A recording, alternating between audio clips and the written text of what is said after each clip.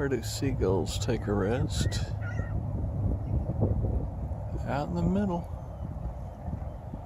Pretty clever.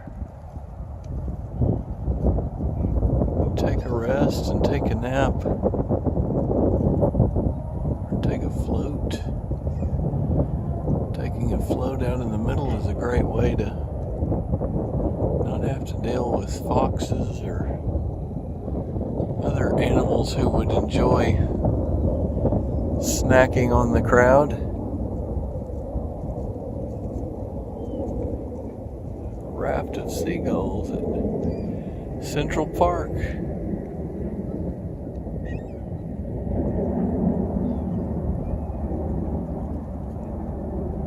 Southaven, Mississippi, January 21, 2017. The seagulls have pulled up off their water raft and they are now circling over their previous location. Interesting. Continue on up high.